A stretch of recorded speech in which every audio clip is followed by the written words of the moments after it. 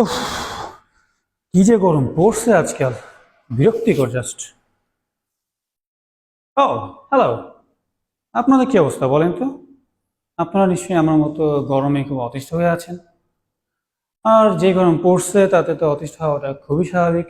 But গরম হোক শীত হোক, ইংরেজি শেখা তো চাইলে যেতেই হবে নাকি? তাহলে কি করা যায় বলেন তো? চলুন আজকে তাহলে আমরা হট ওয়েদার সম্পর্কিত কিছু এক্সপ্রেশন শিখে নিই।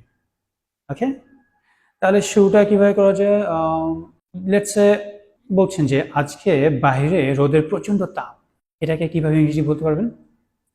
You could say like it's burning hot outside today, or you could say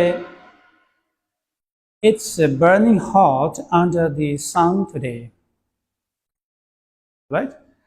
আর যদি মনে করেন যে একটু অ্যাডভান্সড ইংলিশ বলতে চান এই ক্ষেত্রে, you could say the sun is scorching today.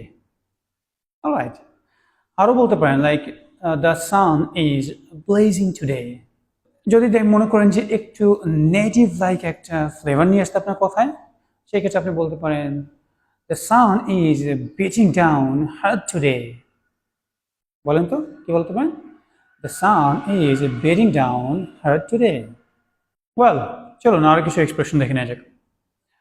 Let's say আপনি বলছেন আমার খুব গরম লাগছে, এটার ইংরেজি কি হতে পারে? You could say I am hot. But wait, আপনি যখন বলছেন I am hot, definitely there might be some mischievous folks around যারা নাকি আপনার এটা নিয়ে খুব মজা করতে পারে। They could take it a wrong way. Okay?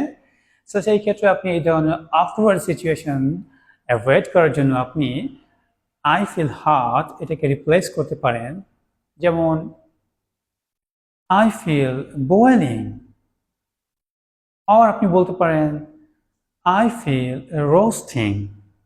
Okay?